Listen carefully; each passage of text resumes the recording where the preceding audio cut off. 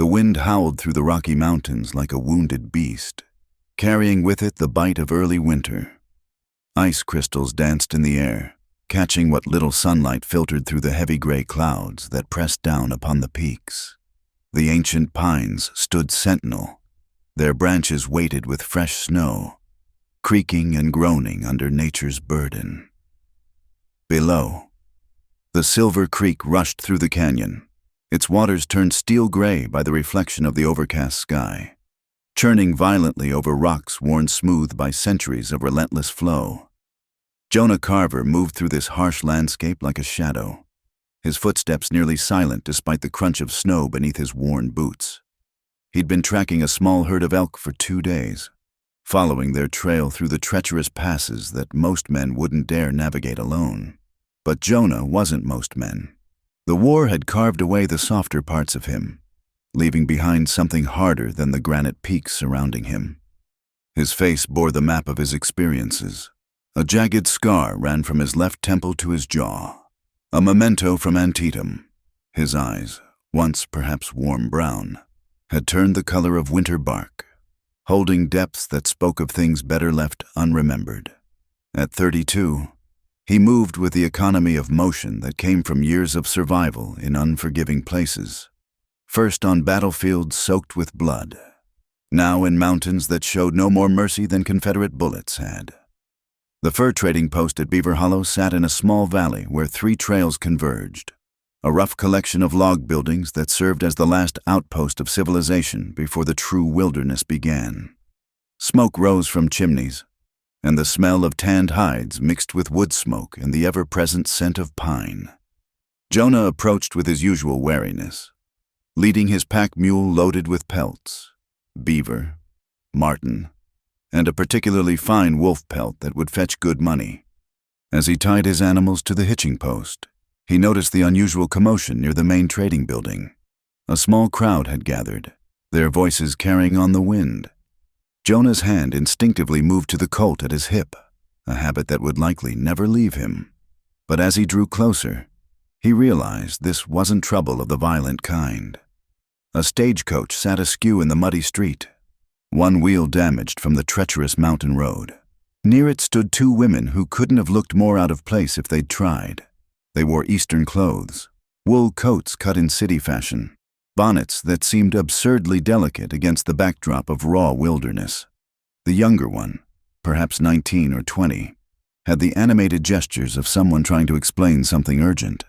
Her cheeks were flushed with cold and frustration, blonde curls escaping from beneath her bonnet. But it was the other woman who drew Jonah's attention and held it with an unexpected force. She stood slightly behind her companion, leaning heavily on a wooden crutch. Despite her obvious disability, her left leg seemed to bear no weight. She held herself with a dignity that was almost regal. Dark hair framed a face that might have been called plain by some, but there was something in her gray eyes that spoke of depths unfathomed. Those eyes swept the crowd, taking in the mixture of curiosity and judgment on the faces around her, and Jonah saw her chin lift slightly, a subtle gesture of defiance. "Please," the younger woman was saying, "we only need someone to repair the wheel. We can pay fair wages." Old Pete, the trading post owner, scratched his grizzled beard. "Ain't about money. Miss, that road you came up, it's the easy one. Where you're fixing to go, if I'm understanding right, ain't no place for a coach. Especially not with—" His eyes flicked to the woman with the crutch, and he didn't finish. "My sister is more capable than you assume," the blonde said, heat in her voice. "We didn't come all this way from Baltimore to turn back at the first difficulty. Emily." The quiet voice from the woman with the crutch carried surprising authority. "These men know their business." She stepped forward, the crutch making a soft thud in the mud with each movement. "Sir, I am Lydia Morrison, and this is my sister. We're seeking to establish ourselves here, not merely pass through. If the coach cannot continue, perhaps you might suggest alternatives?" Her voice was cultured, Eastern educated, but there was steel beneath the silk. Several of the men exchanged glances. Women alone in the territories were rare enough, but a crippled woman attempting to make a life here? It was unheard of. "Ma'am," one of the trappers said, not unkindly. This ain't Baltimore. Winter's coming on hard. The place you're describing, up past Settlers Ridge, that's rough country. Bears, wolves, weather that'll kill you quick as a bullet. And that's if the Indians don't find you first. Or worse men than Indians, another added, and several nodded agreement. Jonah found himself studying Lydia Morrison's face as each obstacle was laid before her. Most Eastern women would have been in tears by now, faced with such a litany of dangers. But she merely listened, those gray eyes thoughtful rather than frightened. When the men finished their dire predictions, she spoke again. I thank you for your warnings. Gentlemen, they're duly noted. Now, about that alternative transportation? It was then that her gaze found Jonah, standing at the edge of the crowd. Their eyes met and held for a long moment, too long for propriety. He saw assessment in her look, a measuring that went beyond the surface. For his part, Jonah felt something shift inside his chest, a sensation so foreign after years of self-imposed isolation that he almost didn't recognize it. His first instinct was to turn away, to reject whatever this feeling was before it could take root, but he didn't move. Not yet. That's Jonah Carver, someone whispered to the sisters, loud enough for him to hear. Best tracker and trapper in these mountains.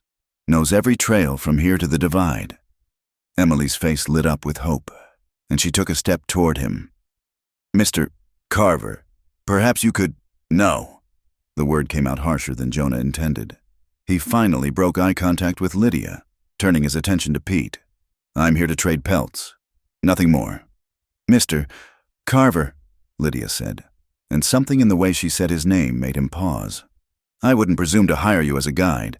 I'm merely seeking information. Surely knowledge of the terrain isn't too precious to share? There was no reproach in her tone. No manipulation, just a straightforward request delivered with quiet dignity. Jonah found himself turning back to face her, against his better judgment. Information's free, he said gruffly. Good sense to use it costs extra. That land up past Settlers Ridge. It's no good for farming. Soil's too thin, growing season's too short. Water's scarce except when it's flooding. And come winter, he shook his head. Come winter, you might as well dig your own grave before the ground freezes too hard. I see. Lydia shifted her weight, adjusting her grip on the crutch. The movement was practiced, automatic. But Jonah caught the slight tightening around her eyes that spoke of pain. And if not farming, what enterprises might succeed there? Despite himself, Jonah was intrigued by the question. Most settlers came with fixed ideas about recreating eastern farms in western soil. This woman was actually thinking, trapping, maybe mining, if you're lucky. Hunting guide service for rich Easterners fool enough to want to play at being frontiersmen. He paused, then added with deliberate cruelty, all things requiring 2 good legs and the strength to survive when things go bad. He saw the words hit home. Emily gasped, her face flushing with anger. Several of the watching men shifted uncomfortably, but Lydia Morrison merely regarded him with those steady gray eyes. I have survived things going bad, Mr. Carver, she said quietly. I suspect my definition of survival might surprise you. She turned then, dismissing him as thoroughly as if he'd been a servant. Gentlemen, I thank you for your time. Emily, we should see about lodgings while we arrange for repairs. As the sisters moved away, Emily shooting angry glances back at Jonah, Lydia moving with that careful dignity, the crowd began to disperse. The men's voices rose in speculation and judgment. Damn shame, one said. The pretty one might find a husband quick enough, but the cripple? She'll be on the next stage back east, mark my words. If she lives that long, another added. Pride goes before a fall. The book says, and that one's got pride enough for 10 women. Jonah said nothing, but he found his eyes following Lydia's progress down the muddy street. Each step was deliberate, planned. The crutch sank into the mud, requiring extra effort to pull free. A lesser person would have accepted help, would have leaned on her sister, but Lydia Morrison moved under her own power. Back straight, head high, naked courage, Jonah murmured, surprising himself with the words. "What's that?" Pete asked, counting out money for Jonah's pelts. "Nothing." Jonah pocketed the coins without counting them. Pete was honest, one of the few things a man could rely on out here. "Those women have family here, anyone expecting them." Pete shook his head. "Came in on the stage alone, got some fool notion about independence and making their own way." The younger one was going on about women's suffrage and equality and such Eastern nonsense. "But it's the quiet one that worries me. She's got the look." "What look?" "The look of someone who's already been broken and healed wrong. Those are the dangerous ones. Jonah, they've got nothing left to lose and everything to prove." Jonah grunted non-committally, but Pete's words echoed his own assessment. He'd seen that look before, in soldiers who'd survived wounds that should have killed them, who'd returned to battle with something harder than courage driving them. As he loaded his supplies onto his pack mule, Jonah told himself he was done with the Morrison sisters. They'd learned soon enough that the mountains didn't care about courage or determination. The mountains only respected strength, and Lydia Morrison, for all her dignity, was weak where it counted. But as he headed back up the trail toward his cabin, Jonah found himself looking back once more. The sisters stood outside the boarding house, their Eastern clothes stark against the rough logs. Emily was gesturing animatedly, probably complaining about the accommodations, but Lydia was still looking up at the mountains that surrounded the valley. Even from a distance, Jonah could see she wasn't looking at them with fear or awe, the way most newcomers did. She was studying them, like a soldier studying a battlefield, planning her campaign. He turned away and urged his mule forward, disturbed by the comparison. The last thing he needed was to get tangled up with Eastern women and their doomed dreams. He'd learned the hard way that caring about anyone in this hard land only led to pain.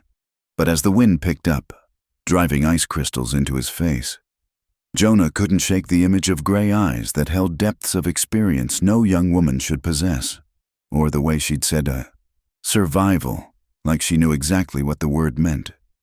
The November sky pressed down on Beaver Hollow like a gray wool blanket, heavy with the promise of snow. Ice formed in delicate patterns on puddles, and breath came out in white clouds that dissipated quickly in the bitter air. The mountains loomed closer somehow, their peaks lost in clouds that spoke of storms gathering strength. Jonah had returned to town for supplies after 2 weeks in the high country. He'd hoped the Morrison sisters would be gone by now, safely headed back east on the weekly stage. But as he entered Pete's trading post, he heard Emily Morrison's voice, bright and determined despite everything. "Mr. Carver, how fortunate!" She emerged from behind a shelf of goods, her cheeks pink with cold and excitement. "I've been hoping to speak with you again." Jonah grunted, turning his attention to the ammunition he'd come for. "Miss Morrison." "Oh, please, call me Emily. We're hardly in a Boston drawing room." She moved closer, and he caught the scent of lavender soap, an impossibly delicate smell in this world of leather and gunpowder. "I wanted to apologize for our first meeting.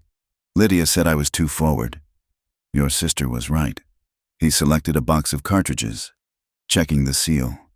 Emily laughed, a sound like silver bells that had no business in a rough trading post. "She usually is. That's rather the point. Actually, Mr. Carver, Jonah, may I speak plainly? Seems you already are. We need help." The words came out in a rush. "We've found land, the old Hensley place up Willow Creek. The owner died last spring, and his widow sold it to us for a fair price. But everyone says we need someone who knows the mountains to help us get established before winter truly sets in." "Everyone's right, and I already gave you my answer." "You gave Lydia your answer," Emily corrected, "and she's too proud to ask again, but I'm not." She stepped into his line of sight, forcing him to look at her. "We can pay well. Our parents left us a reasonable inheritance, and we're not asking you to coddle us just to teach us what we need to know." Despite himself, Jonah was curious. "The Hensley place? That's rough country. What made you choose it?" "Lydia chose it." Emily's voice softened. "She said it was defensive. Only one good approach. Fresh water year-round. Natural windbreaks. She thinks like that now? Ever since... She stopped abruptly. Since what? Emily glanced around, then lowered her voice. Since the accident, 4 years ago. She was engaged to a wonderful man, David Thornton. They were riding in his carriage when the horses spooked. The carriage overturned. She paused, pain flickering across her young face. David died. Lydia. Her leg was crushed. The doctors said she'd never walk again, but she proved them wrong, though she'll always need the crutch. Jonah absorbed this information, adding it to his understanding of the elder Morrison sister. And Thornton's family withdrew their support immediately. A crippled woman was no use to them. Our parents were already gone, and society... Emily's pretty face hardened. Society can be cruel to women who no longer fit its mold.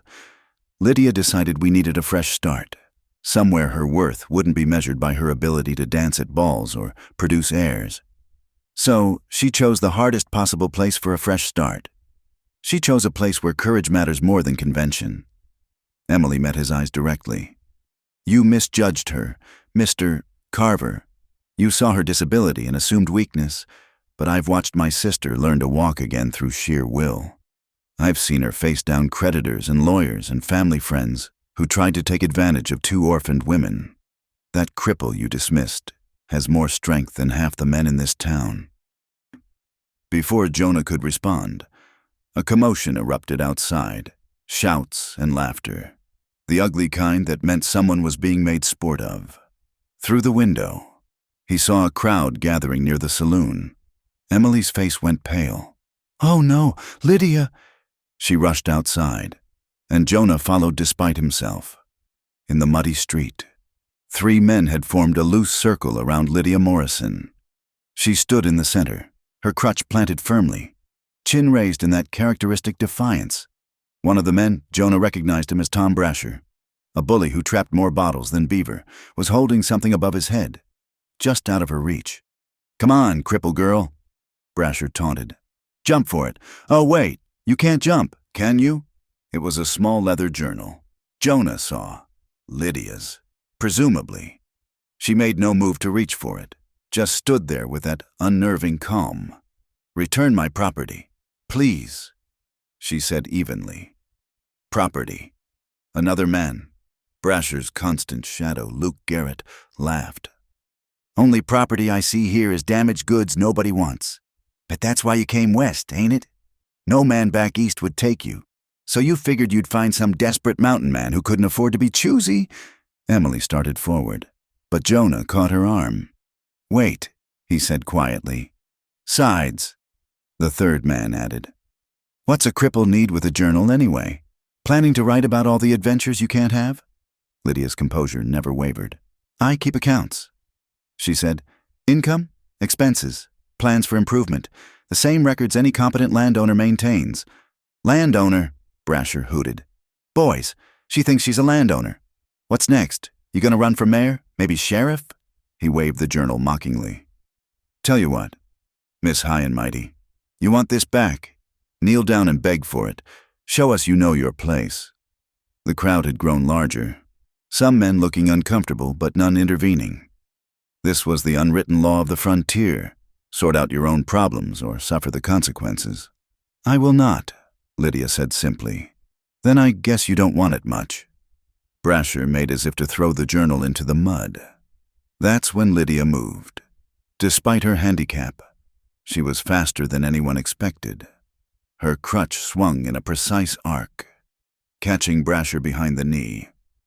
He yelped and stumbled, dropping the journal. In the same motion, Lydia shifted her weight, brought the crutch back, and planted it to maintain her balance. She couldn't bend to retrieve the journal, but she'd prevented its destruction. For a moment, silence held. Then Brasher's face darkened with rage. You little... Problem here, Tom?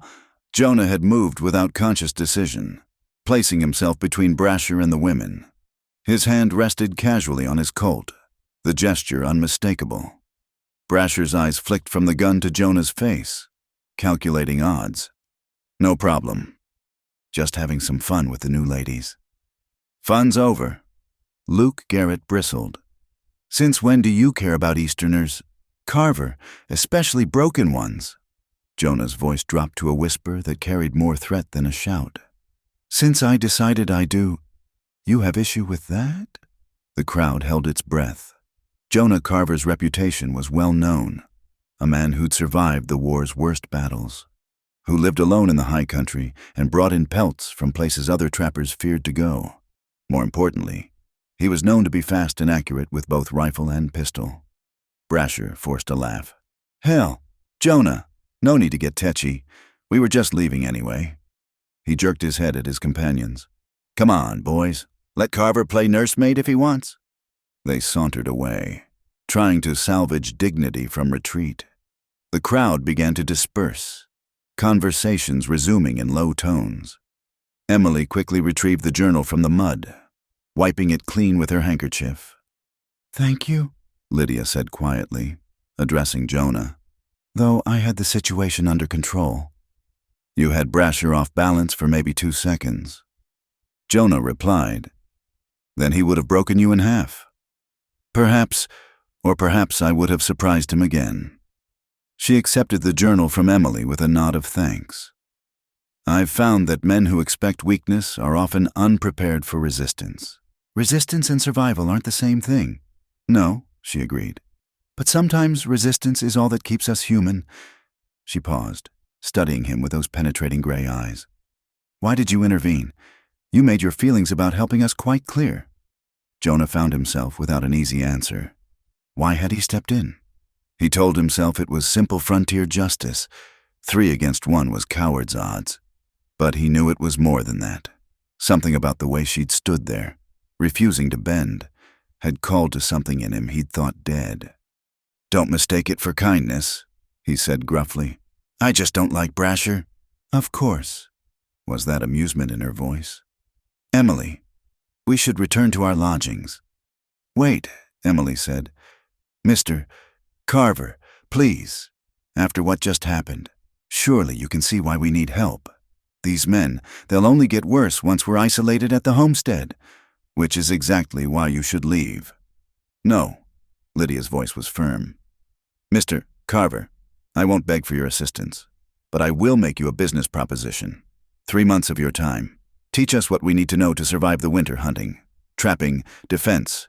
In exchange, we'll pay you double your usual guide rate. I don't have a usual guide rate. I don't guide. Then name your price. Jonah looked between the sisters. Emily hopeful, Lydia calmly determined. He thought about his peaceful cabin, his solitary life, the walls he'd built around himself. Then he thought about Brasher and his kind, circling these women like wolves. They wouldn't last a week alone. I don't want your money, he heard himself say, but I'll make you a deal. I'll spend 1 week at your homestead, show you the basics, help you get set up. After that, if I think you have any chance at all of surviving, I'll consider extended teaching. If not, you agree to take the next stage back east. No arguments. Emily clapped her hands in delight, but Lydia was more cautious. And who decides if we have a chance? I do. My mountains. My rules. She considered this, then extended her hand. Agreed. Her handshake was firm, her palm calloused from the crutch. Jonah found himself noting other details, the determined set of her jaw, the way she'd automatically positioned herself to protect Emily during the confrontation, the steadiness of her gaze. Day after tomorrow, he said, releasing her hand. Be ready at dawn. Bring only essentials, tools, weapons if you have them, warm clothes. Leave the fancy Eastern goods behind. We understand, Mr. Carver. Lydia's lips curved in what might have been a smile. Though you may find we've already learned to distinguish between essentials and luxuries. As the sisters walked away, Jonah stood in the muddy street, wondering what he'd just agreed to. Pete emerged from the trading post, shaking his head. You're going soft, Jonah Carver. Shut up, Pete. That woman's trouble. You see the way she handled Brasher? She's got fight in her. Fight's not enough out here. No, Pete agreed. But it's a start. And sometimes, he paused, choosing his words carefully. Sometimes a person needs to be reminded that there are things worth fighting for besides just staying alive. Jonah didn't answer, but as he gathered his supplies and headed back to the mountains, he couldn't shake the image of Lydia Morrison standing in that muddy street, surrounded by hostility, refusing to kneel. Naked courage. Indeed, he just hoped it wouldn't get them all killed. The storm struck with the fury of a wounded grizzly, transforming the world into a howling white void. What had begun as light flurries at dawn had become a full blizzard by noon, the kind that old-timers spoke of in hushed tones. The wind screamed through the valleys, driving snow horizontal, cutting visibility to mere feet. Jonah had seen the signs 2 days ago, the way the clouds stacked against the peaks, the restless behavior of the wildlife, the particular quality of cold that preceded the worst storms. He'd tried to warn the few inhabitants of Beaver Hollow, but many had dismissed his concerns. Winter storms were expected. Surely this would be no different. Now, huddled in Pete's trading post with a handful of others, he knew better. This was a killer storm, the kind that would be remembered and used to mark time. The winter of '76, they'd call it. When the Morrison sisters— He cut off that thought, anger at himself flaring hot. He should have insisted they leave, should have refused their bargain and bodily forced them onto the stage if necessary. Instead, he'd left them at the Hensley place 3 days ago with basic supplies and rudimentary instructions, planning to return in a week, as agreed. "Can't see my hand in front of my face out there," Pete said, peering through the frosted window. "Lord help anyone caught in the open. The sisters had shelter," another man offered. "That old Hensley cabin's solid enough. If they've got wood for the fire," someone else countered. "And if the roof hasn't caved under the snow weight, and if they're dead." Tom Brasher interrupted with satisfaction. "2 Eastern women, one of them a cripple. They're frozen solid by now. Guaranteed." Jonah's fist connected with Brasher's jaw before he'd made a conscious decision to move. The bigger man crashed backward into a shelf, sending goods scattering. "Damn you, Carver!" Brasher struggled to his feet, hand moving to his knife. "Pull it," Jonah said quietly. "Please." Something in his eyes made Brasher pause. The rage there was cold, controlled, more dangerous than any hot anger. Brasher let his hand drop. "Not worth it," he muttered. "They're still dead, whether you like hearing it or not." Jonah turned away, his mind racing. The Hensley place was 5 miles up Willow Creek, a difficult journey in good weather. In this storm, it might as well be on the moon. But he knew the terrain, had traveled it in worse conditions during the war when movement meant survival. "You're not thinking what I think you're thinking," Pete said, reading his expression. "I have to try. It's suicide. Jonah, you can't even find the trail in this. I know markers besides the trail." He was already gathering supplies: rope, extra ammunition, dried meat, matches wrapped in oilcloth. "And if you do find them, then what? You can't bring them back through this storm. The old trapper's shelter, halfway up the creek. If I can get them there, we can wait it out. If it's still standing, if you can find it, if they're even alive to save." Pete grabbed his arm. "Jonah, I know you feel responsible, but I left them there." The words came out harsh. "I knew this storm was coming, and I left them there anyway. Because you thought they had more time. We all did." But Jonah was already pulling on his heavy coat, wrapping his face in wool scarves, leaving only his eyes exposed. He strapped on snowshoes, checked his rifle, secured his pack. "You're a damn fool," Pete said. "But here." He handed over a flask of whiskey. "Medicinal purposes." The moment Jonah stepped outside, the storm tried to kill him. The wind hit like a physical blow, driving ice crystals that felt like needles against any exposed skin. The familiar street vanished into a white wall that seemed solid as stone. Only by keeping one hand on the buildings could he navigate to the edge of town. Finding Willow Creek was a matter of instinct and memory more than sight. Jonah knew the shape of the land beneath the snow, the way the wind would channel through certain draws, the position of landmark rocks even when buried. He moved by feel and hard-won knowledge, each step a battle against the storm's fury. Time lost meaning in the white void. It might have been hours or days when he finally stumbled into a large pine he recognized. The lightning-struck giant that marked the halfway point. His beard was frozen solid, ice coating his eyebrows and lashes. His fingers had gone numb despite the thick gloves. The smart thing would be to shelter here, wait for a break in the storm. But Jonah pressed on, driven by images of what he might find at the cabin. The Morrison sisters had courage. But courage didn't keep you warm when the firewood ran out. When he finally found the Hensley cabin, his heart sank. No smoke rose from the chimney. Snow had drifted against the door nearly to the roof. The place looked dead, abandoned. Already a tomb. He dug frantically at the drift, clearing the door enough to pound on it. "Miss Morrison! Emily! Can you hear me?" Nothing. The wind howled mockingly. Jonah threw his shoulder against the door. Once, twice. On the third try, it gave way, and he tumbled into darkness. The interior was barely warmer than outside, and his eyes took a moment to adjust to the gloom. They were huddled in the far corner, wrapped in every blanket and piece of clothing they possessed. Emily was unconscious, her face pale as porcelain, but Lydia looked up at his entrance. Her eyes were glazed with cold and exhaustion, but aware. "Mr. Carver?" Her voice was barely a whisper. "I told Emily you'd come." "Why isn't there a fire?" He was already moving to the cold hearth. "Wood ran out yesterday. We tried to get more, but the storm—" She gestured weakly toward the door. Jonah cursed under his breath. He'd shown them the wood pile, but not the emergency cache built into the cabin's back wall for exactly this situation. His fault, again. "Don't move, either of you." He broke apart 2 chairs, using his knife to create kindling. The matches in his pack were dry. Thank God. And soon he had a small flame that he nursed carefully into a proper fire. The warmth seemed to pain the sisters as much as help them, bringing feeling back to frozen extremities. "Emily won't wake up," Lydia said, fear breaking through her exhaustion. "I've tried everything." Jonah checked the younger woman's pulse, weak but steady. Her breathing was shallow, and when he lifted her eyelids, the pupils responded slowly to light. Hypothermia, advanced but not fatal.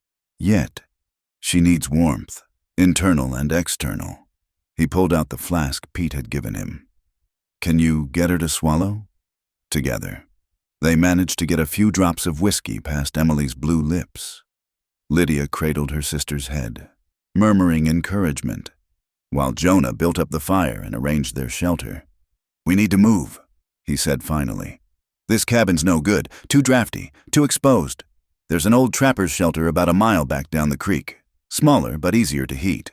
"I can't walk that far," Lydia said simply, no self-pity in the statement. "And Emily? I'll carry her. You'll follow in my tracks. The snow's packed down enough. My crutch. Leave it. You'll hold on to the rope tied to my pack. We go slow. We stop when you need to. But we have to move now, while there's still daylight." He saw her weighing options, that quick mind calculating odds. All right. Getting ready was torturous. Every movement was an effort for Lydia, her limbs stiff with cold. But she didn't complain, didn't waste energy on words. When he lifted Emily, the girl moaned but didn't wake. "Ready?" Lydia nodded, gripping the rope with both hands. Without her crutch, she had to hop and drag her bad leg, each step a monumental effort. The journey back to the shelter was a nightmare. The storm had intensified, if such a thing was possible. Jonah broke trail, Emily's weight making each step a struggle, while behind him, he could hear Lydia's labored breathing and occasional gasps of pain. Halfway there, he heard her fall. Turning back, he found her face down in the snow, still gripping the rope. "Get up!" He had to shout to be heard over the wind. She tried, arms shaking with effort, but collapsed again. "I said, get up!" He made his voice harsh, knowing sympathy would kill them all. "Do you think your sister wants to die because you gave up?" Lydia's head snapped up at that, and he saw fire kindle in her exhausted eyes. She struggled to her knees, then to her feet, swaying but upright.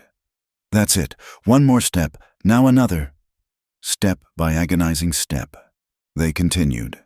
When they finally reached the shelter, a low structure built into a hillside, nearly invisible under the snow. Jonah had to dig out the entrance. Inside, it was dark and musty, but blessedly protected from the wind. He got Emily settled first, wrapping her in dry blankets from the emergency supplies cached here. Then he turned to Lydia, who had collapsed just inside the entrance. "Your feet," he said. "Let me see them." "I'm fine. Your feet, now." Reluctantly, she let him remove her boots. As he'd feared, frostbite had begun to set in. Her toes were white, waxy-looking. He rubbed them gently, knowing the pain that would come as circulation returned. She bit her lip hard enough to draw blood, but made no sound as feeling returned in burning needles. Tears streamed down her face, but she never asked him to stop. "Why?" she asked finally, as he wrapped her feet in dry cloth. "Why did you come for us?" Jonah considered the question. "Because I said I would," he answered finally. "And because—" He paused, searching for words. "Because you stood up to Brasher? Anyone with that kind of courage deserves a chance to prove it means something." "Courage," she laughed weakly. "Is that what you call it? I was terrified. Courage isn't about not feeling fear. It's about acting despite it." Emily stirred then, mumbling incoherently. Lydia immediately tried to go to her, forgetting her injured feet. She gasped in pain and would have fallen if Jonah hadn't caught her. For a moment, they were close, his arms supporting her weight. Her dark hair had come loose from its pins, framing a face marked by exhaustion and pain, but still maintaining that inexplicable dignity. Their eyes met, and something passed between them. Understanding, perhaps, or recognition of kindred spirits who had both been broken and reformed by hardship. Then the moment passed. Jonah settled her beside Emily, busying himself with building a fire in the shelter's small hearth. Outside, the storm raged on, but inside the little shelter, warmth slowly returned. Emily's color improved, and she began to respond to her sister's voice. Lydia kept vigilant watch despite her own exhaustion, her injured foot elevated as Jonah had shown her. "Thank you," she said quietly, as the night deepened. "You saved our lives." "Not yet," Jonah replied. "Storm could last days. We're low on food, and if Emily doesn't fully recover—" "She will." There was steel in Lydia's voice. "She has to." Looking at her profile in the firelight, jaw set with determination, one hand gentle on her sister's forehead, Jonah believed her. This woman had dragged herself through a blizzard on a crippled leg through sheer force of will. She wouldn't let her sister die now. "Get some rest," he said. "I'll keep watch. You must be exhausted too. I've stayed awake through worse." She studied him for a long moment. "The war?"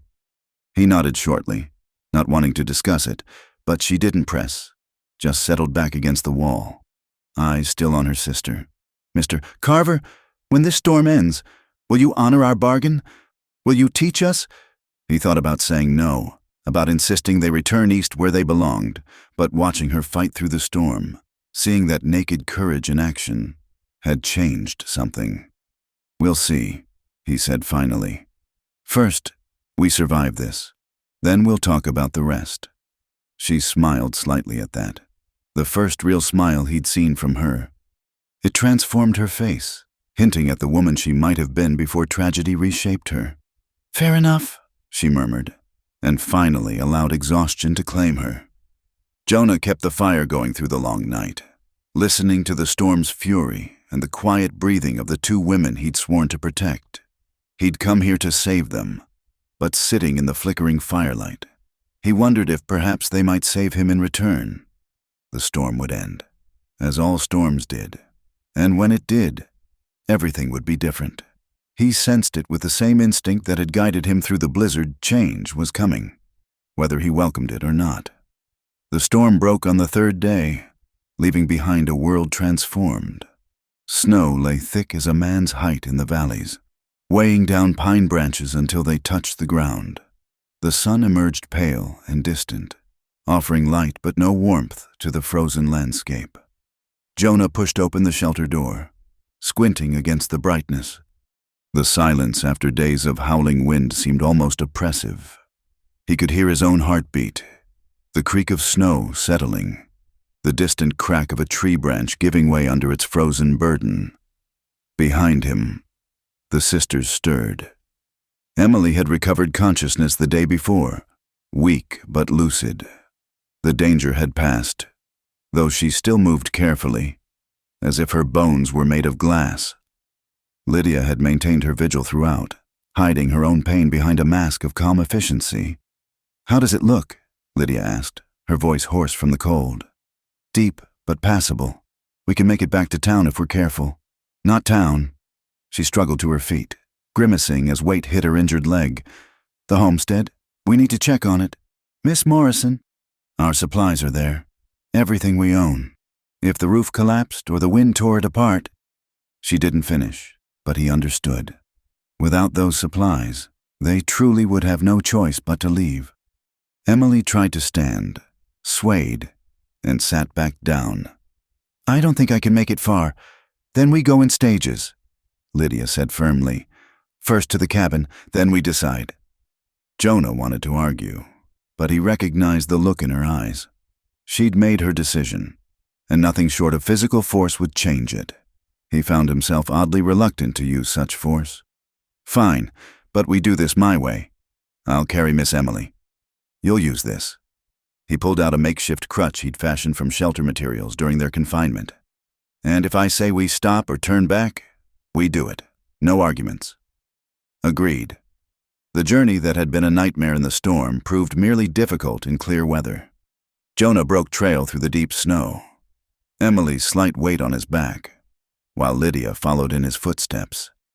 Every few hundred yards they stopped to rest, sharing water from Jonah's canteen and catching their breath in the thin mountain air. When they finally crested the rise above the Hensley place, all three stopped in surprise. The cabin stood intact, smoke rising from the chimney. "Did we leave a fire burning?" Emily asked weakly. "No," Jonah said, his hand moving to his rifle. "Stay here." But Lydia had seen what he had, horses in the lean-to, 3 of them. "Those are our horses. From town. Someone brought them up." As they approached cautiously, the cabin door opened. Pete stepped out, followed by 2 other men from town, Samuel Carter the blacksmith and young Theodore Walsh. "About time you showed up. Carver," Pete called. "We've been keeping the place warm for 2 days, hoping you'd made it to shelter." "How did you?" "Soon as the storm broke, we figured we'd better check. These ladies had friends worried about them." He grinned at the sisters. "Miss Emily, you've got half the young men in town ready to mount a rescue. And Miss Lydia, well, after you stood up to Brasher, there's more than a few folks figured you deserve better than freezing to death." Theodore blushed as he helped Emily down from Jonah's back. "We brought supplies, Miss, food, firewood, medicine. Figured you'd need it after the storm." Inside, the cabin had been transformed. The drafts were plugged with cloth and mud. The emergency wood supply had been accessed and stacked properly, and a pot of stew bubbled on the hearth. The men had even repaired some loose boards and reinforced the roof supports. "This is..." Lydia sank into a chair, overwhelmed. "This is extraordinarily kind." "Well," Samuel said gruffly, "couldn't let Tom Brasher be right about you not lasting. Man's insufferable enough as it is." As the men shared news from town and assured the sisters that their possessions were intact, Jonah found himself stepping back, observing. He'd lived so long in isolation that he'd forgotten this aspect of frontier life, how hardship could bring out the best in people, how communities formed in unlikely ways. After the townsmen left with promises to check again soon, the cabin felt oddly empty. Emily dozed by the fire, still recovering her strength. Lydia sat at the rough table, her journal open before her, making notes with her characteristic precision. "You'll stay tonight," she said without looking up. "The loft is rough but serviceable." It wasn't a question. Jonah found himself nodding before he'd decided to agree. As darkness fell, they shared a simple meal. Emily rallied enough to join them at the table, her natural cheerfulness beginning to resurface. "I must say," she said, Being nearly frozen to death does give one perspective. This stew tastes like the finest feast in Boston. Everything tastes good when you're hungry enough. Jonah said, spoken like a true philosopher, Mr. Carver. Emily's eyes twinkled. Though I suspect you have more philosophy in you than you let on. Emily, Lydia warned. What? We nearly died together. Surely that permits some familiarity. She turned back to Jonah. For instance, I'm curious how a man who claims to want nothing to do with people risks his life to save virtual strangers. Seemed the thing to do at the time. And I suppose it seemed the thing to do to stay and ensure we're settled? To fix the loose board by the window while we were talking? To show Lydia how to bank the fire properly without being asked? Jonah shifted uncomfortably. He hadn't realized his small actions had been observed. Lydia came to his rescue. Emily, Mr.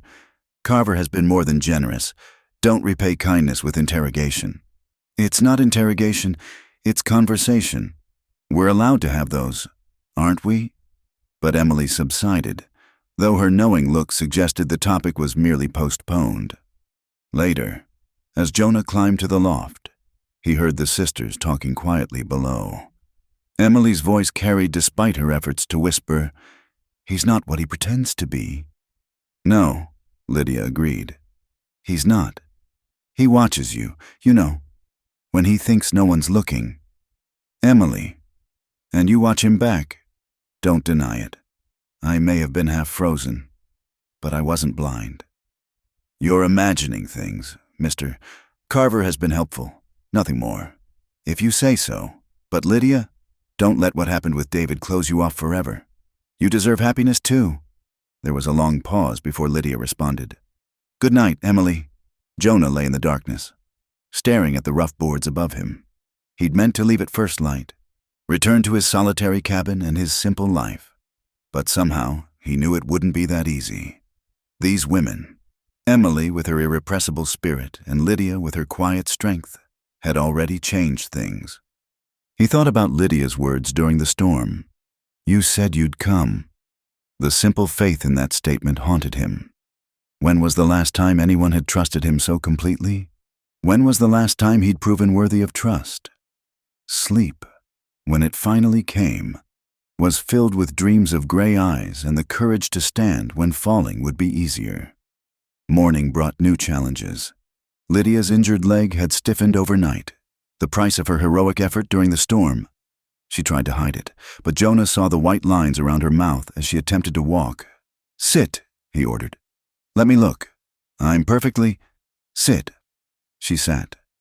He examined her leg with the same clinical detachment he'd used for wounded soldiers, noting the swelling, the deep bruising where the crutch had rubbed during their desperate flight. You need to stay off it completely for at least 3 days, maybe a week. That's not possible. There's work to be done, supplies to organize. Then I'll stay and do it. The words surprised them both. Emily, entering from outside with an armload of firewood, stopped in the doorway. You'll stay? Lydia's voice was carefully neutral. Jonah stood, avoiding her eyes. 3 days. Get you properly set up. After that storm, you'll need help anyway. He paused, then added gruffly, Call it part of our bargain. Of course. Business. But there was something in Lydia's tone that suggested she understood it was more than that. Emily beamed. How wonderful. You can teach us all sorts of things.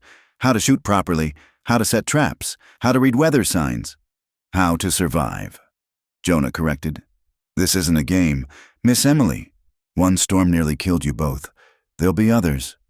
But we survived this one. Emily countered. With help, yes, but we survived. Doesn't that count for something? He looked at her eager face, then at Lydia's determined one. Against his better judgment, he found himself almost smiling. Maybe. He conceded. We'll see, as he set about checking the cabin's defenses and planning the work ahead. Jonah caught Lydia watching him with that steady gray gaze. There was a question in her eyes, one he wasn't ready to answer. But for the first time in years, he found himself willing to stay long enough to find out what that question was. The sun climbed higher. melting ice from the eaves in a steady drip. Somewhere in the forest, a bird called, the first wildlife to emerge after the storm. Life, stubborn and persistent, was already adapting to the new landscape, just like the people in the cabin below. Jonah thought, bent but not broken, challenged but not defeated. He'd come to save them from the storm, but perhaps the real rescue was just beginning. "Mr. Carver," Lydia called from below. "When you're done up there, I'd like to discuss plans for a root cellar. If we're to stay through winter, we'll need proper storage. If we're to stay, not just the sisters, but we," the inclusion wasn't lost on him. "I'll be right down," he called back, and found he meant it in more ways than one. He was coming down from more than just the loft. He was descending from the lonely peak he'd inhabited since the war, step by careful step, back toward the world of the living. It terrified him more than any blizzard could. But looking down at Lydia Morrison, her journal open before her, planning for a future she refused to abandon despite every reason to run, he found the courage to take that first step. The days that followed took on a rhythm neither comfortable nor unwelcome. Morning came with coffee brewing on the stove. Lydia had insisted on proper coffee, not the bitter chicory Jonah was accustomed to. They would gather at the rough table, planning the day's work while frost patterns decorated the windows and the world outside lay hushed under its blanket of snow. "Tell me about Antietam," Emily said one evening, apropos of nothing. They had finished dinner, and she was mending a torn seam by lamplight. Jonah's hands stilled on the trap he was repairing. "Not much to tell. You were there, though. Lydia found your discharge papers when she was organizing. Captain Jonah Carver, Distinguished Service, wounded in action." "Emily," Lydia said sharply, "those were private. They were on top of the supply crate, hardly hidden." Emily's needle flashed in the light. 17,000 dead in one day. How does a man comprehend such numbers? "He doesn't," Jonah said quietly. "He just endures." The fire crackled in the silence that followed. Outside, a wolf howled, distant and mournful. The sound seemed to unlock something in Jonah. "I had a brother," he said, surprising himself. "Samuel, 2 years younger, full of fire about preserving the Union. Enlisted the same day I did." He paused, his hands resuming their work on the trap. "He made it through Antietam, caught a fever 2 weeks later, died thinking we'd won something that mattered." "Did you?" Lydia asked softly. "Win something that mattered?" "I used to think so. Now," he shrugged. "Now I trap beaver and avoid people. Yet here you are," Emily observed. "With people. Temporary arrangement." But even as he said it, Jonah knew it was becoming less true each day. He'd already extended his stay twice, finding new reasons each time. The chimney needed repair.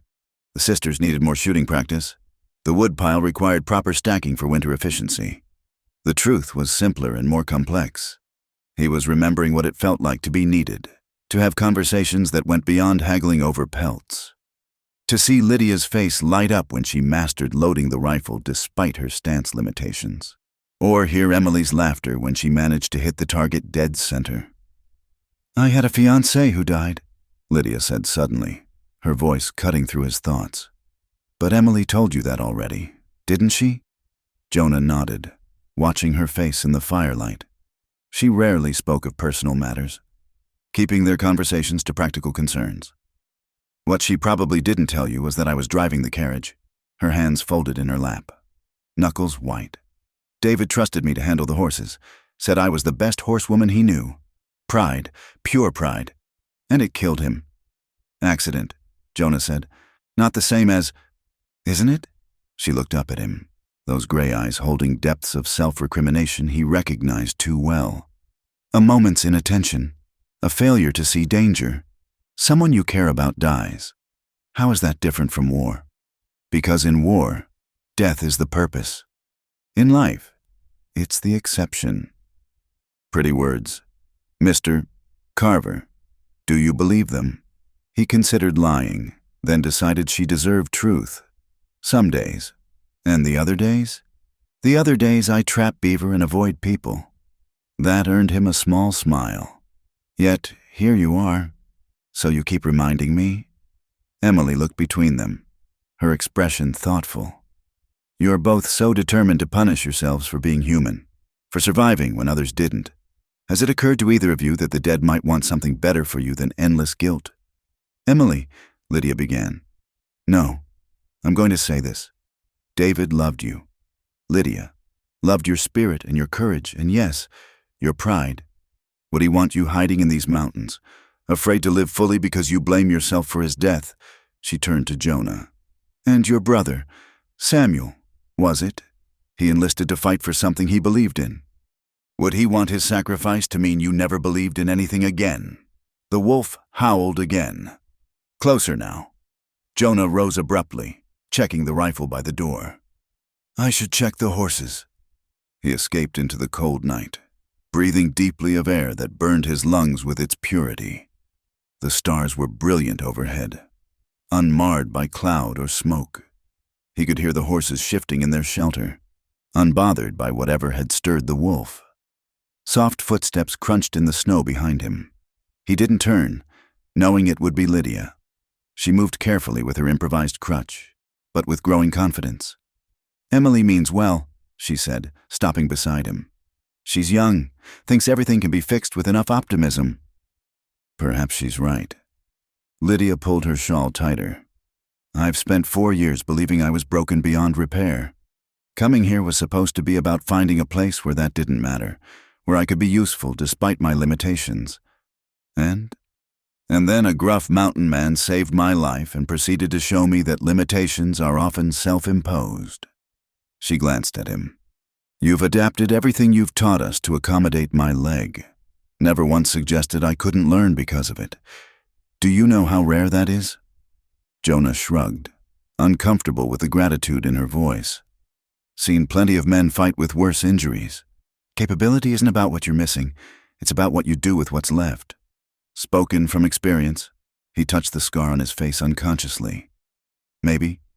They stood in companionable silence, breath misting in the cold air. The wolf had gone quiet, perhaps moving on to easier hunting grounds. Inside the cabin, Emily's voice rose in soft song, a hymn their mother had probably taught her, sweet and clear in the mountain stillness. I dream about it sometimes, Lydia said quietly. The accident, David's face when he realized we were going over. The sound the carriage made when it hit the rocks. She paused. Do the dreams ever stop? No, Jonah said honestly, but they visit less often, and sometimes, he hesitated, then continued, sometimes they're replaced by better dreams. What do you dream of now? The question hung between them, loaded with possibilities. Jonah found himself studying her profile in the starlight. The determined jaw, the straight nose, the way her hair caught the moonlight where it escaped from its pins. When had she become beautiful to him? Not in the conventional way Emily was pretty, but in something deeper, more lasting, different things, he said carefully.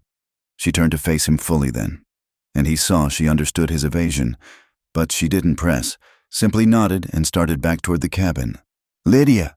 He called her name without planning to. She paused, looking back. Yes? Your fiancé was right, about you being a fine horsewoman.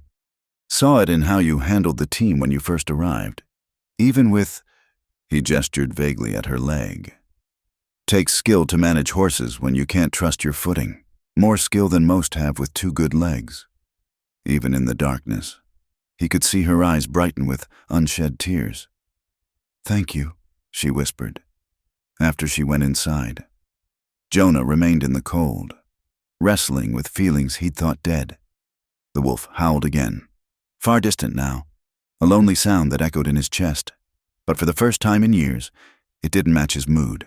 Inside the cabin, warm light spilled from windows, and 2 voices rose in harmony, Emily's sweet soprano joining Lydia's richer alto. Home sounds, family sounds, dangerous sounds for a man who'd sworn off both. But when snow began to fall again, soft and gentle this time, Jonah found himself moving toward the door, toward warmth and light and complications he wasn't ready to face, but could no longer avoid. Took you long enough, Emily said as he entered, not pausing in her song. We're practicing for Christmas. You do remember Christmas exists, don't you? It's weeks away yet, he protested. All the more reason to prepare properly. She patted the bench beside her. Come, Mr. Carver. Even mountain men must know Silent Night. I don't sing. Neither did Lydia, until I reminded her she used to love it. Emily's eyes were too knowing for her years. Amazing what we think we can't do anymore, until someone reminds us we can. Lydia met his gaze across the room, a challenge and invitation mixed in her expression. One song won't kill you. No, Jonah thought as he found himself sitting between the sisters, adding his rough baritone to their melody. One song wouldn't kill him, but the feeling growing in his chest, warm and terrifying and impossible to ignore, just might. The snow continued to fall, sealing them in their own small world. 3 damaged people finding unexpected grace in shared survival, shared songs, and the dangerous hope that maybe, just maybe, they were building something worth having. Tomorrow would bring new challenges. The wolf would return, closer and hungrier. Winter would tighten its grip. The outside world would intrude with its demands and judgments. But tonight, in a cabin that smelled of coffee and wood smoke, with music rising to the rafters and snow falling soft as benediction outside, tonight was enough. Tonight. Jonah Carver allowed himself to believe in the possibility of home. The song ended, but none of them moved to break the moment. Sometimes, Jonah thought, the greatest courage was simply staying still and letting yourself feel what you'd been running from. And if that wasn't naked courage, he didn't know what was. The riders came at dawn, their horses' breath steaming in the frigid air. Jonah heard them first, the creak of leather, the jingle of spurs. Sounds that didn't belong in the morning stillness. He rolled from his bedroll in the loft, rifle in hand before his eyes were fully open. Company, he called softly to the sisters below. 3, maybe 4 riders. Lydia was already moving, reaching for the shotgun he'd taught her to use. Emily pressed against the window, peering through the frost. It's Tom Brasher, she whispered. And those men from town, Luke Garrett, Will Slade. Jonah's jaw tightened. Brasher meant trouble, especially this far from town. He descended the ladder quickly, positioning himself by the door. Let me handle this, he said to Lydia. It's our home, she replied firmly, checking the shotgun's load. We handle it together. Before he could argue, Brasher's voice boomed across the clearing. Hello, the house. We know you're in there. Carver, come on out. Got business to discuss. State your business from there. Jonah called back. Now that's not very neighborly. Boys and I rode all this way in the cold. Least you could do is invite us in for coffee. You're not welcome here. Mr. Brasher. Lydia's clear voice carried through the door. Please leave. Harsh laughter answered her. Hear that, boys? The cripple's giving orders. That's rich. Jonah's hand tightened on his rifle, but Lydia touched his arm in warning. Through a crack in the shutters, he could see the men spreading out, trying to flank the cabin.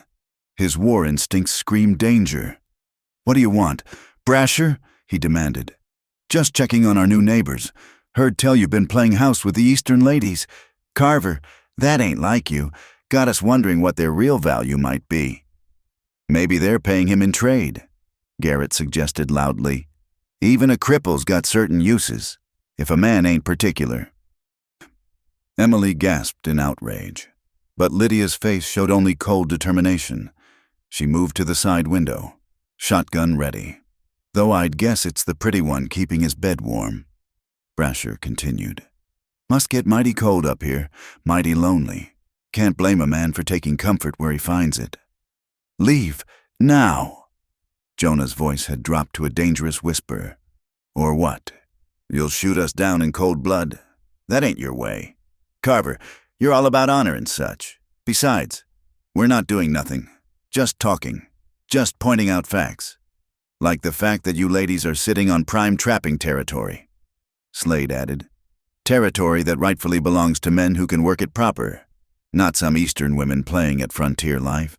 We purchased this land legally, Lydia said through the door. We have the deed. Deeds don't mean much out here, Brasher replied. What matters is who can hold what they claim.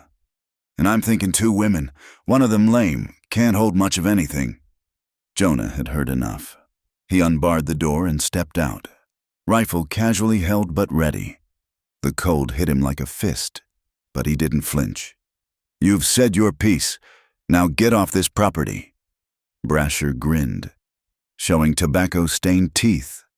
There he is, the great Jonah Carver, protector of helpless women.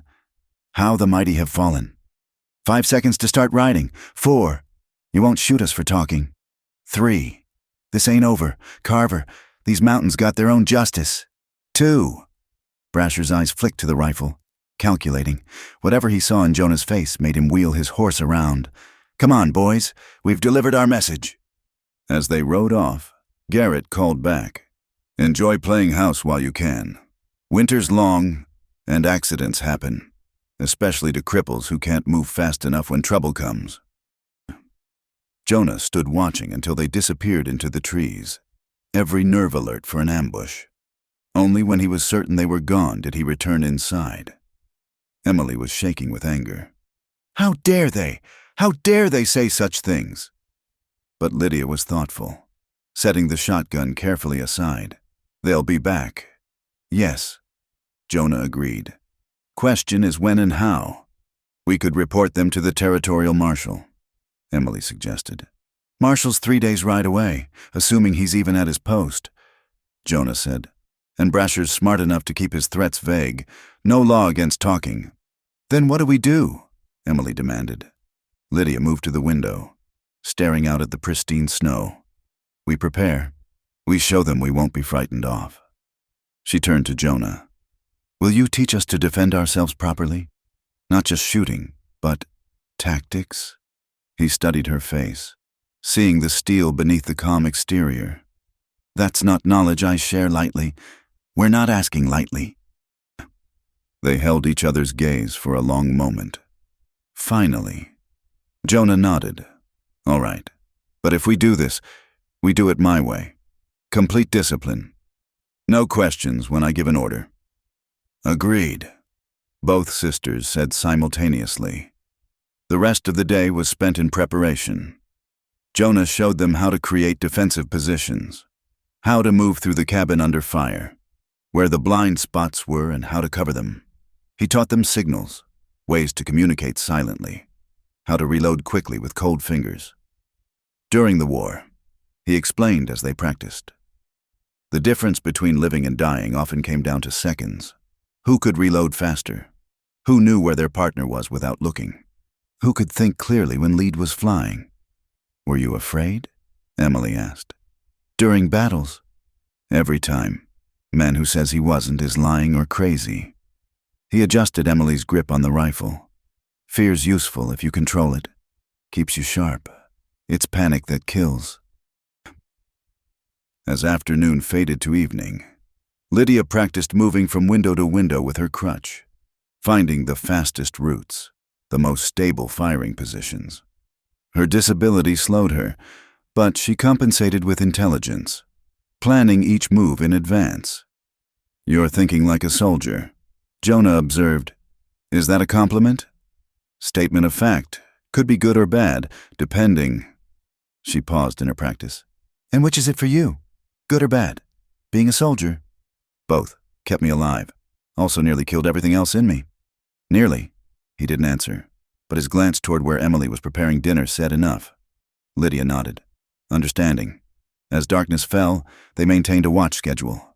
The night passed quietly, but none of them slept well. Every sound, the settling of logs, the whisper of wind, brought tense alertness. Dawn broke gray and bitter cold. Jonah was at the east window when he saw the movement in the trees. Not horses this time. Men on foot, trying to approach under cover.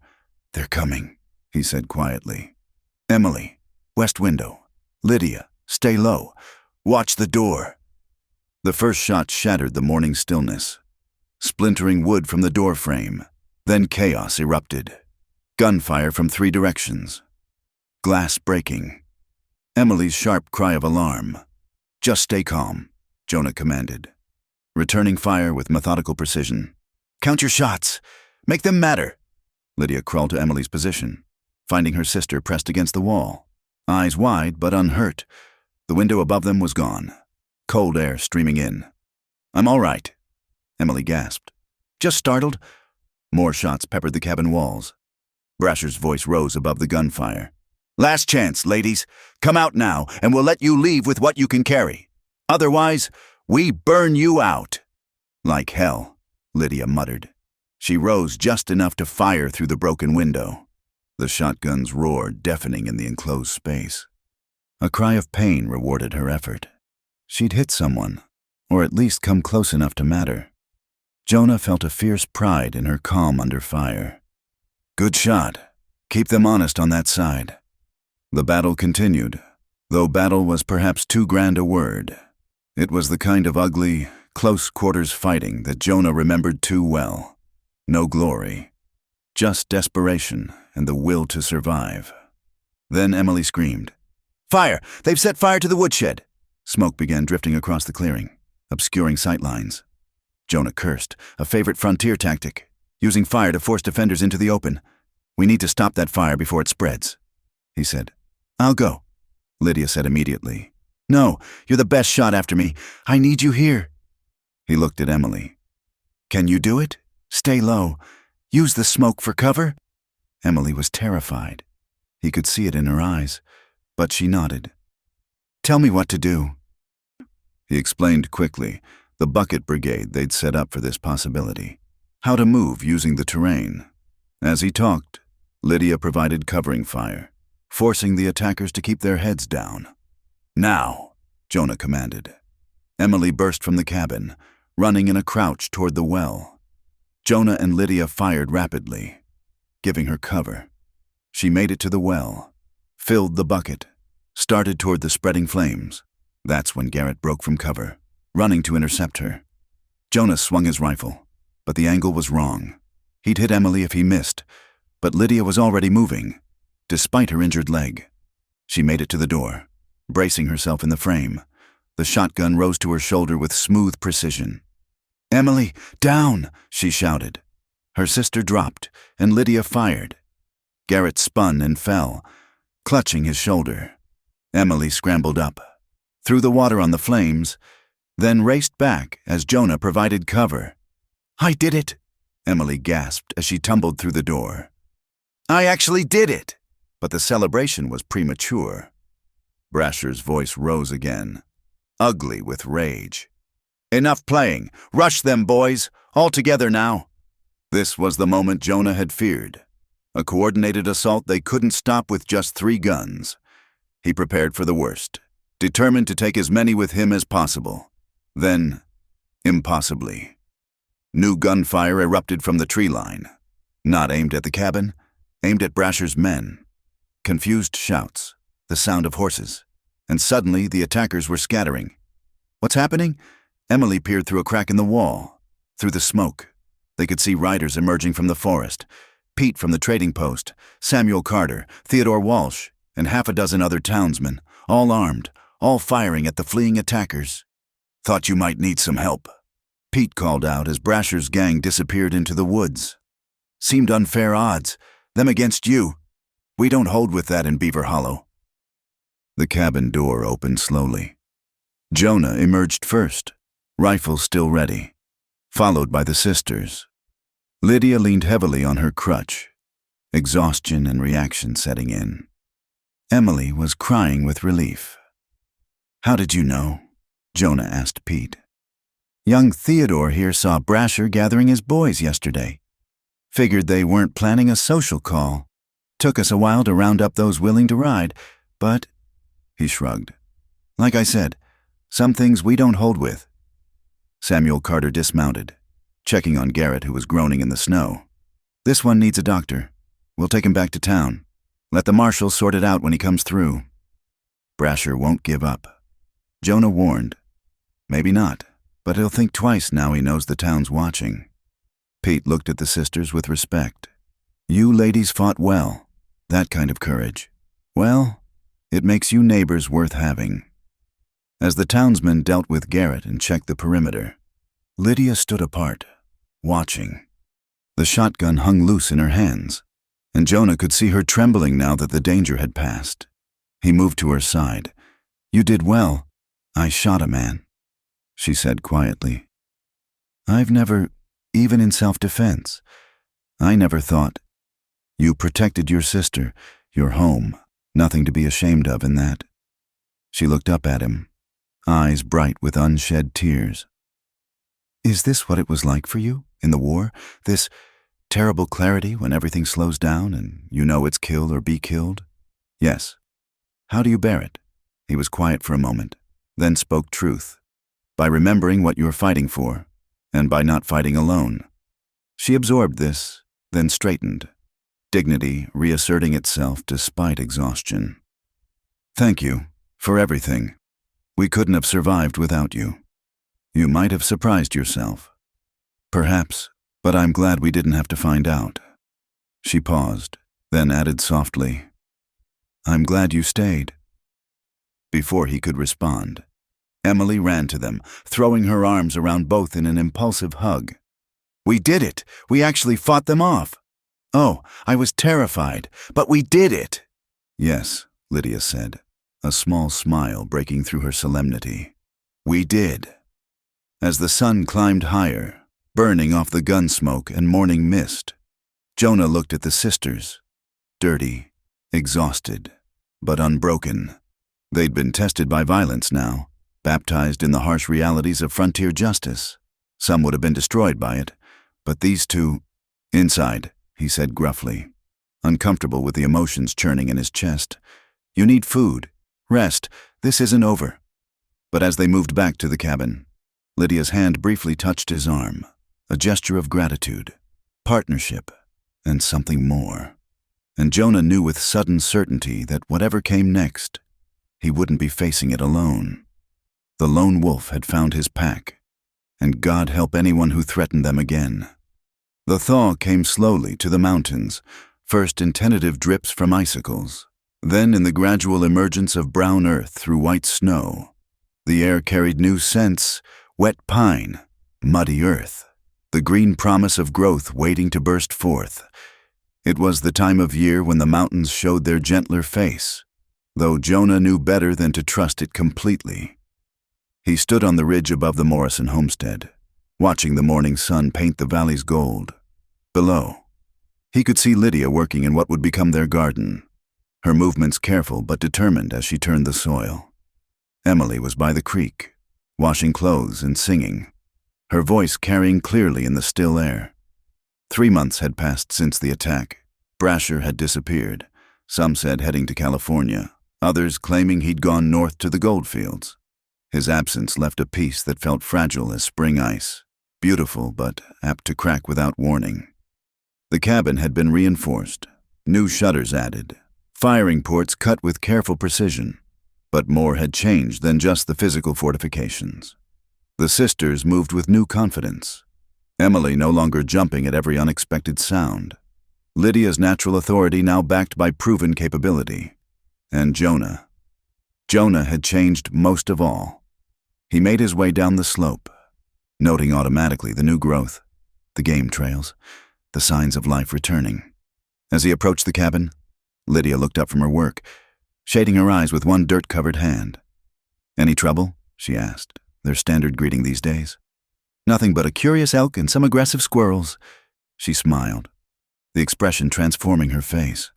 The months of mountain living had bronzed her skin, brought out freckles he hadn't noticed before. There was strength in her arms now from the constant work, and she moved with her crutch like it was simply another tool, not a limitation. "Emily saved breakfast for you. She's convinced you're wasting away." "Hardly." But he went inside anyway. Finding the plate warming by the fire, the cabin smelled of fresh bread. Emily had mastered the temperamental stove, and the wildflowers she insisted on keeping in a jar by the window. It felt like home. The thought still surprised him sometimes. "Jonah?" Emily appeared from the back room, carrying his mended shirt. "Perfect timing. I fixed that tear and reinforced the elbows while I was at it." He accepted the shirt, marveling at the neat stitches. "Thank you." "Oh, don't look so surprised. I'm quite domestic when I need to be." She tilted her head, studying him. "You're leaving today, aren't you?" He'd said nothing, but somehow she knew. Perhaps it was the way he'd checked his traps with extra care, or how he'd spent yesterday ensuring they had enough firewood split for a week. "Just to town.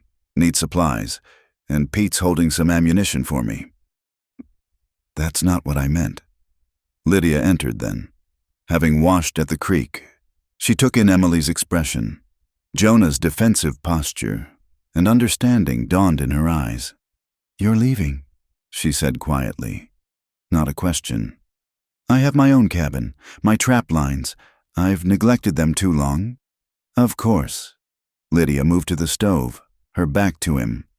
"We've imposed terribly. You must be eager to return to your solitude." The words were even, controlled, but he heard the hurt beneath them. Emily was less subtle, her face showing clear distress. "But you'll visit?" Emily asked. "You'll check on us?" "You don't need checking on. You've proven that." "That's not—" Emily began hotly, but Lydia cut her off. "Mr. Carver is right. We're quite capable now, thanks to his instruction. We shouldn't keep him from his life any longer." The formal Mr. Carver stung more than Jonah expected. These past weeks she'd called him simply Jonah, the name soft on her lips in ways that haunted his quieter moments. He stood abruptly. "I should go. Want to reach town before dark." Neither sister tried to stop him as he gathered his few possessions: the rifle he'd been cleaning, his possibles bag, the worn coat that Emily had patched without being asked. Such small things to show for 3 months of— what? He couldn't name it. Wasn't sure he wanted to. At the door, he paused. "If there's trouble, we'll handle it," Lydia said, still not looking at him. He left then, because staying another moment would have meant saying things he wasn't ready to voice. The walk to town had never seemed longer, each step taking him away from something he couldn't define, but felt like loss. Pete's trading post was busy with the spring traffic, trappers coming in with winter pelts, settlers stocking up for planting season. Jonah conducted his business mechanically, mind elsewhere. "Heard you've been staying at the Morrison place," Pete commented as he measured out powder. "Folks are talking. Folks always talk. True enough. Though in this case, they're mostly saying good things. How those ladies held off Brasher's gang, how you taught them to shoot straight. Some are even saying it's about time Jonah Carver rejoined the living." Jonah grunted non-committally. Pete leaned on the counter. "You know, I've known you since you first came to these mountains. Never seen you look as alive as you have these past months. Now you're back to looking like a ghost. What happened?" "Nothing. Job's done. They're safe. They're settled. Time to move on." "Is it? Or are you just scared?" Jonah's hand tightened on the powder horn. "Watch your tongue, Pete. Someone needs to— You think I don't recognize what's happening? You care about those women, both of them, but especially the elder. And that terrifies you more than any gang of outlaws could." "You don't know what you're talking about." "Don't I? Mary and I were married 37 years before the fever took her. You think I don't remember what it's like? That fear that if you let someone in, you'll just lose them? That it's better to be alone than risk that pain again?" Jonah said nothing, but Pete continued. "Here's what I learned. Friend, the pain of loss is real, but the pain of never trying? That's worse. That's a slow poison that kills you day by day until you're breathing but not living. I've heard enough." Jonah gathered his supplies. "One more thing. Theodore Walsh was in earlier. Said he saw Tom Brasher in Canyon City. Said he was drunk, talking about unfinished business in Beaver Hollow." Jonah froze. "When?" 3 days ago. Could be nothing. Could be whiskey talk. But thought you should know." The ride back to the mountains was a blur of possibilities and recriminations. If Brasher was returning. If he came while Jonah was gone. He pushed his horse harder, taking risks on the narrow trails. Night was falling when he finally crested the ridge above the homestead. His relief at seeing the cabin intact, smoke rising peacefully from the chimney, was physical. But he also saw something else. Horses in the lean-to. Visitors. He approached carefully, rifle ready, until he recognized the horses. Samuel Carter's bay, Theodore Walsh's paint, town folks, not threats. Through the window, he could see them gathered around the table, lantern light warm on their faces.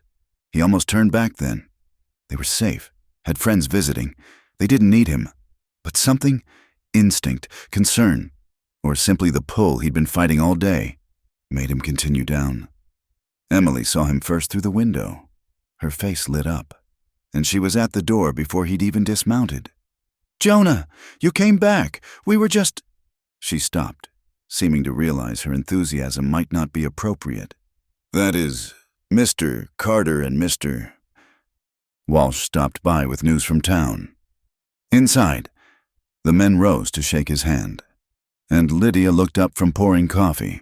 Their eyes met across the room, and he saw questions there, hope mixed with wariness.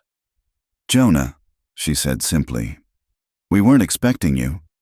Pete mentioned Brasher might be heading back this way. Wanted to check." He stopped, aware of their audience.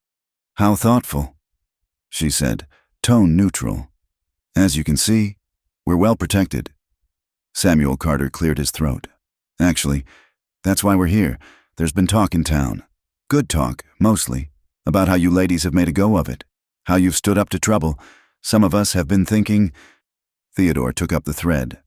"There's the Anderson place, 2 miles downstream. Family left last fall. Couldn't handle the isolation. But if there were neighbors nearby, folks to help with barn raisings and harvests, and the widow Mackenzie is thinking of selling her plot," Samuel added. "Her son wants her to move to town, be closer to the doctor. Point is, having successful settlers like you makes others think it might be possible. You're building something here. Community. Maybe." Emily clapped her hands in delight. "How wonderful. Neighbors. Lydia. Real neighbors." But Lydia was looking at Jonah. "And what do you think about that, Mr. Carver? About community building up around your mountains?" Before he could answer, Samuel stood. "We should be going. Just wanted to share the news. See if you needed anything from town." The men left with promises to return, to bring their wives to visit once the roads improved. Emily saw them out, chattering excitedly about the possibilities, which left Jonah and Lydia alone by the fire. "You don't have to stay," she said quietly. "We truly are safe. The town has adopted us. It seems. That's good. You'll need friends." "Yes." She paused, hands folded in her lap. "Though friends aren't quite the same as other connections." The fire popped, sending sparks up the chimney. Outside, Emily was still talking with the men, giving them privacy. "I'm not good at this," Jonah said abruptly. "At talking, at staying, I've noticed. But these months," he struggled for words. "I've been alone so long I forgot what it was like, having people to protect, to care about, to love." The word hung between them, dangerous and beautiful. "I don't know if I remember how," he admitted. Lydia rose then, moving to stand before him, even with her crutch. There was grace in the motion, dignity in the way she held herself. "Then perhaps we can learn together. I'm rather out of practice myself." She reached up, touched the scar on his face gently. "We're both damaged, Jonah, but maybe that just means we understand each other better." He caught her hand, held it against his cheek. "I can't promise." "I'm not asking for promises. I'm asking for you to try. To stay, not because we need protection, but because you want to, because leaving felt wrong." "It did," he admitted. "Every step." Emily burst back in then, stopping short at the sight of them. A grin spread across her face. "Oh, good. I was worried I'd have to lock you both in the root cellar until you sorted this out." She moved past them to the stove.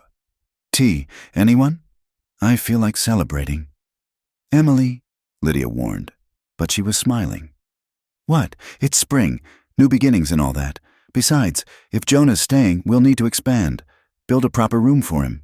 Maybe start on that barn Samuel mentioned. I haven't said I'm staying. Jonah protested. Both sisters looked at him, eyebrows raised in identical expressions of disbelief. All right, he conceded. I'm staying. Emily whooped in delight. Lydia's smile was quieter but no less pleased, and Jonah felt something ease in his chest, a tension he'd carried so long he'd forgotten it was there. Later, as they sat around the table planning for the future, the barn, the expanded garden, the neighbors who might come, Jonah marveled at the turn his life had taken. He'd come to these mountains to escape, to hide from memories and connections. Instead, he'd found something worth building, people worth risking his carefully guarded heart for. Lydia caught his eye across the table, and he saw his own thoughts reflected there. They were both survivors, marked by loss but not defeated by it. And maybe that was enough foundation to build on. Spring stretched before them, full of possibility. There would be challenges. Brasher might return. The land would test them.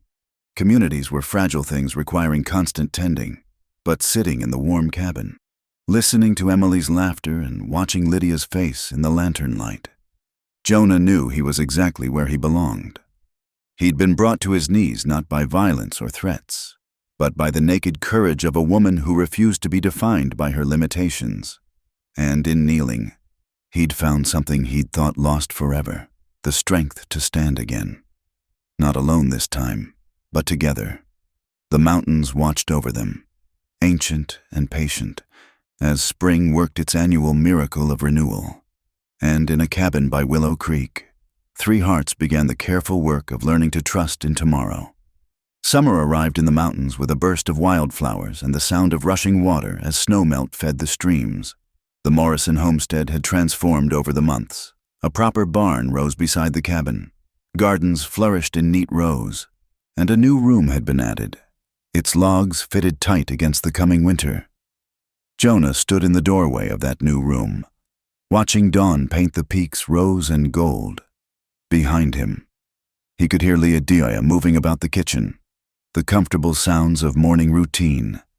Emily's laughter drifted from the garden where she was already at work, talking to the plants as if they were old friends. A year had passed since that desperate flight through the blizzard. A year of changes so profound that sometimes Jonah had to stop and marvel at them. The lonely trapper who'd spurned all human connection was gone, replaced by a man who woke each day with purpose beyond mere survival. "Breakfast is ready," Lydia called softly. He turned to find her watching him, that gentle smile playing at her lips. She moved without the crutch now in the mornings, though she still kept it close for longer walks. The mountain life had strengthened her, both body and spirit, until her disability seemed just another fact about her, like her gray eyes or the way she hummed while cooking. They gathered at the table, proper furniture now, crafted by Samuel Carter as a wedding gift. The ceremony had been simple, held in the meadow with wildflowers for decoration and the mountains as witness. Pete had officiated, his gruff voice suspiciously thick as he pronounced them husband and wife. Emily had cried openly, joyfully, declaring it the most romantic thing she'd ever seen. "The Andersons are coming today," Emily announced over breakfast. Martha promised to bring her sourdough starter. The neighbors had indeed come. Just as Theodore Walsh had predicted, the Andersons had reclaimed their homestead. Drawn by stories of the community growing around Willow Creek, the widow Mackenzie had sold to a young couple from Ohio, and now smoke rose from 3 chimneys where once there had been only one. "And I thought I came here for solitude," Jonah remarked dryly. "You came here to hide," Lydia corrected gently. "There's a difference." She was right, as usual. He had come to hide, but life had found him anyway in the form of 2 determined sisters who refused to see his scars as anything more than evidence of survival. A shout from outside interrupted their meal. Theodore Walsh came riding hard up the trail, his horse lathered with sweat. "Jonah! Mrs. Carver!" He pulled up sharp, words tumbling out. "It's Brasher. He's back. And he's got a gang with him. They hit the Ridley farm last night, burned the barn. Jonah was already reaching for his rifle. Anyone hurt? No, thank God. But Brasher left word. Said he's coming for you, for all of you. Says he's got business to finish. Emily appeared in the doorway, face pale but determined. How many men? 8, maybe 10. Too many for the town to handle alone. Lydia stood slowly, that familiar steel entering her spine. Then we make our stand here. This is our home. We've defended it before.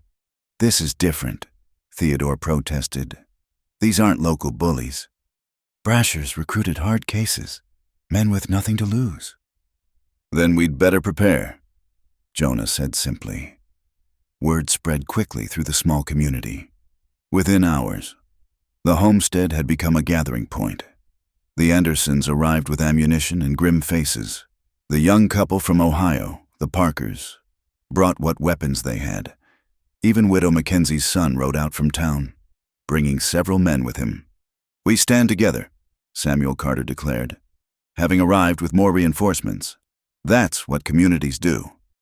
They spent the day preparing barricading windows, setting up fields of fire, planning fallback positions. Lydia organized supplies with her usual efficiency, while Emily tended to the dozen horses now crowding the corral. As the sun began its descent toward the mountains, painting the sky in shades of blood and gold, the defenders took their positions. They didn't have long to wait. Brasher came with the dusk, his men spreading out in a ragged line. He looked older, harder, with the desperate edge of a man who'd burned too many bridges to turn back. Carver, his voice boomed across the clearing. Should have known you'd gather a crowd. No matter. More witnesses to what happens when someone crosses Tom Brasher. Turn around, Tom, Jonah called back. This doesn't have to end in blood. Harsh laughter answered him. Blood's all I got left. Thanks to you. You cost me everything, my reputation, my territory. Now I take everything from you. You cost yourself. Lydia's clear voice rang out. Your choices, your cruelty. We only defended ourselves. The cripple speaks, Brasher mocked. Still playing at being a man's equal? I'll show you what you're worth before this is over. Jonah felt rage rise hot in his chest, but Lydia's hand on his arm steadied him. He wants us angry, she murmured. Stay focused. The attack came with full darkness, muzzle flashes lighting the night like deadly fireflies. But this time, the defenders were ready. The crossfire from multiple positions confused the attackers, made them hesitate. Push forward, Brasher screamed. Burn them out! Some of his men tried to advance with torches, but concentrated fire drove them back. The Anderson boys, barely 16 but steady under their father's guidance, proved particularly effective from their position in the barn loft. The battle raged for what seemed like hours, but was probably less than one. Then, just as Jonah was beginning to worry about ammunition, new gunfire erupted from behind Brasher's position. More riders had arrived, Pete leading men from town, including the territorial marshal who'd finally made his rounds. Tom Brasher, the marshal's voice carried authority backed by law. Throw down your weapons! You're surrounded! For a moment, it seemed Brasher might surrender. Then, with a snarl of rage, he spurred his horse forward, directly at the cabin, pistol raised. Jonah stepped out to meet him, rifle steady. But before he could fire, another shot rang out. Brasher jerked, swayed, and toppled from his horse. Behind Jonah, Lydia stood in the doorway, smoking rifle in her hands, face calm as a mountain lake. He threatened my family, she said simply. With their leader down, the remaining outlaws quickly surrendered. The marshal took them into custody, promising they'd see proper justice. The threat that had hung over the valley for so long was finally ended. As dawn broke over the mountains, revealing the scattered evidence of the night's violence, the defenders gathered in the yard. Some were wounded. Samuel sporting a grazed arm. One of the Parker men with a leg wound, but none seriously. They'd held their ground, protected their own. This is what we are now, Pete said, looking around at the assembled neighbors. Not just scattered homesteads, but a community. Beaver Hollow extends up this valley now, and we protect our own." Cheers greeted this pronouncement, and plans immediately began for a proper celebration once everyone had rested. The Andersons talked about a barn dance, Martha insisting she'd cook for everyone. As the neighbors gradually dispersed, returning to their own homes with stories to tell, Jonah found himself alone with Lydia and Emily on the porch. The morning sun was warm, the air filled with bird song as if nature itself was celebrating the return of peace. "We did it," Emily said wonderingly. "We really did it. We're home, and we're safe, and we're together." "Together," Lydia agreed, slipping her hand into Jonah's. "That's the important part." Jonah looked out over the valley, their valley now, shared with neighbors who'd become friends who'd become family.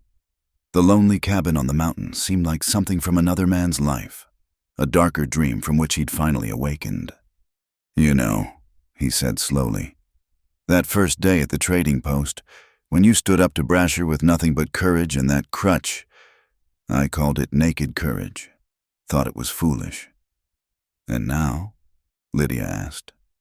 "Now I know it was the bravest thing I'd ever seen, and it brought me to my knees in ways I never expected." He turned to face her fully. "You saved me, Lydia Morrison Carver, not from bullets or blizzards, but from the tomb I'd built around myself. We saved each other," she corrected. "That's what love does." Emily made a small sound of delight. "Oh, that's perfect. I'm going to cry again." She hugged them both fiercely. "I'm going to go tell Martha. She'll want to put it in the town history she's writing." As Emily hurried off, Jonah and Lydia stood together, watching the sun climb higher over their mountains. The peaks stood eternal, unchanged by human drama, but the valley below showed the marks of civilization, smoke from multiple chimneys, the geometric lines of gardens and fences, the paths worn by neighbors visiting neighbors. "No regrets?" Lydia asked. "About the solitude you've lost?" "None," Jonah said firmly. "I've gained far more than I've lost. A home, a family, a purpose." He kissed her gently.